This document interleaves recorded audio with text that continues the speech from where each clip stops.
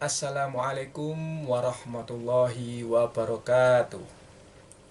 Apa kabar kalian semua, wahai ulul albab?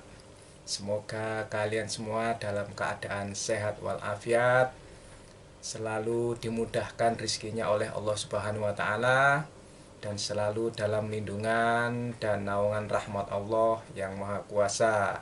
Amin ya rabbal alamin.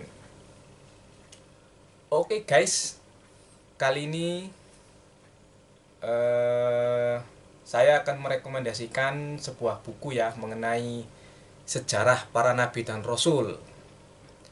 Buku kali ini berjudul Kisah Para Nabi. Judul aslinya Kisos Al-Anbiya, ditulis oleh Abu Al-Fida Ismail bin Katsir, atau mungkin yang kita kenal dengan Ibnu Katsir. Diterjemahkan oleh M. Abdul Ghaffar, diterbitkan oleh Pustaka Azam, Kota Jakarta, tahun 2006, Februari, cetakan ke-10. Dengan nomor ISBN 9793002 484. Jumlah halaman 724 halaman, ukuran buku 15,5 cm. Oke guys, seperti biasa saya akan membacakan tulisan yang ada di cover belakang buku ini. Tertulis demikian guys. Dan sesungguhnya telah kami utus beberapa orang rasul sebelum kamu.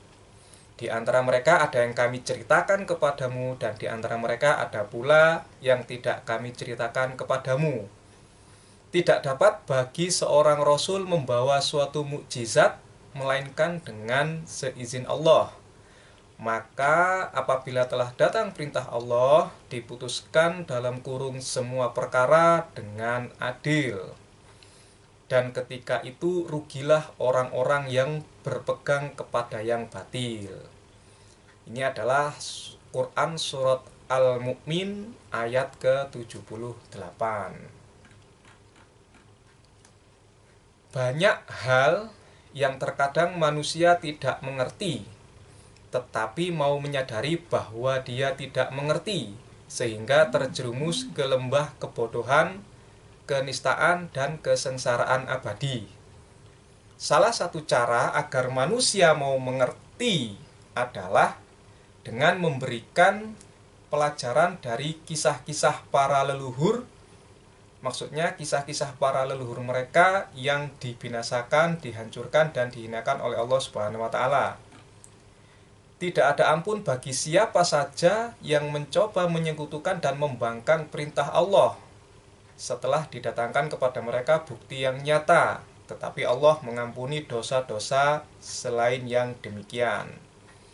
Untuk itu, mari kita ambil manfaat dari kisah para nabi yang diterangkan oleh Imam Ibnu Katsir, di mana agar Allah mencurahkan rahmat, hidayah, dan pertolongan kepada kita semua, dan menghindarkan diri, maksudnya dan menghindarkan dari bala dan bencana yang mengerikan. Jadi tadi tertulis sebuah surat ya, surat Al-Qur'an, yaitu surat Al-Mu'min ayat 78, di mana tertulis bahwa Allah mengutus para rasul sebelum Nabi Muhammad. Di antara mereka ada yang diceritakan, dan di antara mereka ada pula yang tidak diceritakan. Nah, buku ini mungkin kita mengenal kisah para nabi dan rasul ada 25, tetapi di dalam buku ini ada yang mungkin tidak diceritakan, tapi diceritakan di dalam buku ini.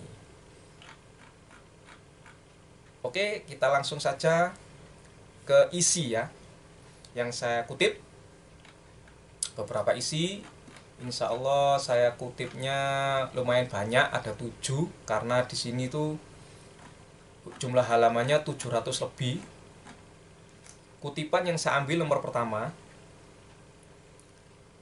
Hasan Al-Basri mengatakan, Hasan Al-Basri mengatakan, Iblis itu bukan dari golongan malaikat sama sekali. Sedangkan Syahr bin Hausyib mengatakan iblis itu berasal dari golongan jin. Titik titik titik, ada kelanjutannya tapi tidak saya tulis lengkap. Titik titik titik. Ibnu Mas'ud, Ibnu Abbas, beberapa orang sahabat, Sa'id bin Musayyab, dan ulama lainnya mengatakan iblis adalah pemimpin malaikat di langit dunia. Ya, iblis adalah pemimpin malaikat di langit dunia. Ini yang mengatakan adalah Ibnu Mas'ud, Ibnu Abbas, beberapa orang sahabat, Sa'id bin Musayyab, dan ulama lainnya. Ini tertulis di dalam buku ini, guys. Ya kan? Ibnu Abbas mengemukakan nama iblis adalah Azazil. Jadi saya kutipkan 3 pendapat ya. Yang pertama, Hasan Al-Basri menyatakan bahwa iblis itu bukan dari golongan malaikat sama sekali. Sedangkan Syahr bin Hausyib mengatakan iblis itu berasal dari golongan jin. Sedangkan Ibnu Mas'ud, Ibnu Abbas, beberapa sahabat, Sa'id bin Musayyab, dan ulama lainnya mengatakan iblis adalah pemimpin malaikat di langit dunia. Jadi ada 3 pendapat, guys. Tapi terserah kalian mau percaya yang mana, ya kan? Nanti insya Allah kapan saya akan merekomendasikan kepada kalian bahwa mengenai Azazil ini, guys. Azazil dan malaikat-malaikat lainnya. Insya Allah nanti mungkin setelah beberapa buku lah. Oke, kutipan yang nomor 2. Secara etimologis, Syed atau mungkin dikenal Set ya, Nabi Set berarti pemberian Allah. Rasulullah Shallallahu Alaihi Wasallam bersabda, sesungguhnya Allah menurunkan 140 suhuf atau lembaran kepada Syed. Maksudnya sesungguhnya Allah menurunkan 140 suhuf, yaitu atau dalam kurung lembaran. Kepada Syed diturunkan 50 suhuf. Nah, siapakah Syed ini atau Set? Kalian harus baca sendiri buku ini, guys. Jadi kepada Set ini diturunkan 50 suhuf, ya kan? Siapa Syed atau Set ini? Kalian baca sendiri buku ini, guys. Kutipan nomor 3. Ibnu Ishaq menyebutkan bahwa Idris orang yang pertama kali menulis dengan pena. Bersama bapaknya yaitu Adam, ia telah hidup selama 380 tahun. Banyak ahli tafsir dan hukum menganggap bahwa Idris adalah orang yang pertama kali berbicara mengenai tafsir dan hukum, serta memberikan gelar kepadanya dengan sebutan Harmasul Haramisah, dalam kurung singa dari segala singa. Nah, jadi di dalam buku ini ada pendapat Ibnu Ishaq bahwa Idris itu orang yang pertama kali menulis dengan pena. Nah, gimana kisah Idris yang selengkapnya? Kalian baca sendiri, guys, dalam buku ini. Oke, kutipan nomor 4. Selama hidupnya, nah ini dengerin ya, nomor 4 kok pas nomor 4, guys. Saya juga nggak tahu ini. Selama hidupnya, Nabi Ibrahim alaihi salam menikah dengan 4 orang wanita. Saya ulang ya. Selama hidupnya, Nabi Ibrahim alaihi salam menikah dengan 4 orang wanita, yaitu Hajar, seorang wanita Kipti, Sarah bin Haran, Kantura binti Yaktan, serta Hajun binti Amin. Ya, jadi keempat istrinya itu Sarah bin Haran, Hajar, Kantura binti Yaktan, serta Hajun binti Amin. Dari masing-masing keempat istrinya, Ibrahim alaihissalam mempunyai beberapa keturunan. Nah, di dalam buku ini disebutkan keturunannya. Nah, siapakah mereka? Kalian baca sendiri dalam buku ini, guys. Jadi selama ini kita mengenal Nabi Ibrahim memiliki dua istri, yaitu Sarah dan Hajar.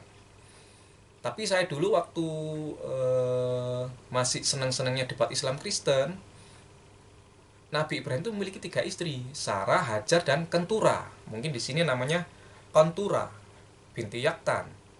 Tapi di dalam buku ini ditambah 1 istri lagi, yaitu Hajun binti Amin. Jadi Nabi Ibrahim itu memiliki 4 orang istri, guys. Untuk selengkapnya kalian baca sendiri buku ini. Oke, kutipan nomor 5. Ismail alaihissalam adalah orang yang pertama kali berbicara dengan bahasa Arab fasih. Ia mempelajari bahasa Arab itu dari bangsa Arab asli yang pernah singgah di tempat mereka di Mekah, yang terdiri dari Jurhum, Amalik, dan penduduk Yaman. Nah, berarti Nabi Ismail ini aslinya berbahasa apa, guys? Kok di sini tertulis bahwa ia, yaitu Nabi Ismail, mempelajari bahasa itu, yaitu bahasa Arab yang fasih, dari bangsa Arab asli yang pernah singgah di tempat mereka di Mekah, yaitu Jurhum, Amalek, dan penduduk Yaman. Nah, untuk selengkapnya kalian baca sendiri buku ini, guys. Oke, kutipan nomor 6. Nah, kutipan nomor 6 ya. Dengerin, bos. Ini bukan saya yang mengatakan, tapi tertulis di sini. Ya, kitab Ibnu Katsir. Ketika melihat saudaranya, yaitu Al-Aish ya, Yakub, maksudnya Nabi Yakub, langsung bersujud. Saya ulangi ya. Ketika melihat saudaranya, yaitu Al-Aish, Yakub langsung bersujud sebanyak 7 kali. Sujud merupakan salah satu bentuk penghormatan pada masa itu, yaitu sama seperti sujudnya para malaikat kepada Adam yang merupakan penghormatan baginya, dan seperti sujudnya saudara-saudara Yusuf dan juga bapaknya kepadanya, sebagaimana yang akan kami kemukakan lebih lanjut. Apa yang ada di dalam otak kalian, guys? Di sini tertulis bahwa Nabi Yakub bersujud ketika melihat saudaranya, yaitu Al-Aish. Beliau bersujud 7 kali, guys. Apa yang ada di otak kalian? Silahkan otak kalian mengiung-iung sendiri, guys. Oke? Jangan lupa ngopi biar tidak sepaneng, guys. Kutipan terakhir nomor 7, guys. Nah, ini dengerin lagi, guys ya. Tadi wis Ibrahim mempunyai 4 istri, Nabi Yakub sujud ketika melihat saudaranya, sebagaimana saudara-saudara Yusuf dan bapaknya bersujud kepada Yusuf, sebagaimana malaikat bersujud kepada Nabi Adam, ya kan? Sekarang saya kutipkan yang sedikit menarik lagi, guys. Yang ini yang terakhir, kutipan terakhir. Penabuhan rebana pada hari raya tersebut menunjukkan bahwa hal itu lebih awal disyariatkan sebelum kita. Hal itu disyariatkan pula bagi kaum wanita. Yang demikian itu didasarkan pada hadis 2 orang budak wanita yang terdapat pada Aisyah radhiyallahu anha, di mana keduanya menabuh rebana selama hari-hari Mina. Sedang saat itu Rasulullah SAW berbaring dengan menghadapkan punggung beliau ke arah mereka, sedang wajahnya menghadap ke dinding. Bisa digambarkan, guys ya, keadaannya. Ketika Abu Bakar masuk, tahu Abu Bakar kan, bapaknya Siti Aisyah. Ketika Abu Bakar masuk, dia murka seraya berkata, apakah seruling setan ada di rumah Rasulullah Shallallahu Alaihi Wasallam? Maka Rasulullah bersabda, biarkanlah mereka, wahai Abu Bakar, karena setiap kaum itu mempunyai hari raya, dan ini adalah hari raya kita. Demikian itulah yang disyariatkan kepada kita, baik dalam resepsi pernikahan atau menyambut kedatangan keluarga. Wallahu a'lam. Rebana guys, rebana. Tak dung dung tak dung tak dung dung tak dung, ya kan? Di sini tertulis loh guys. Demikian itulah yang disyariatkan kepada kita, baik dalam resepsi pernikahan atau menyambut kedatangan keluarga. Tapi Ibnu Katsir melanjutkan tulisannya, wallahu a'lam. Cari aman ini guys. Ibnu Katsir cari aman dia. Jadi lantas bagaimana hukumnya bermain musik guys?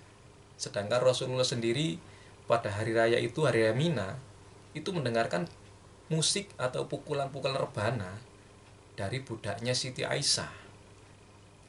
Nah, Abu Bakar yang taunya itu tidak boleh murka, tapi Rasulullah bersabda, biarkan mereka, wahai Abu Bakar, karena setiap kaum mempunyai hari raya, dan ini adalah hari raya kita. Oke, jangan lupa seperti biasa guys, kalian dapatkan buku ini di toko-toko buku terdekat, atau kalian hubungi penerbitnya langsung, atau kalian cari di online shop kalau di toko buku tidak ada, kalau di penerbitnya nggak ada, ya kan? Semoga manfaat. Wassalamualaikum warahmatullahi wabarakatuh.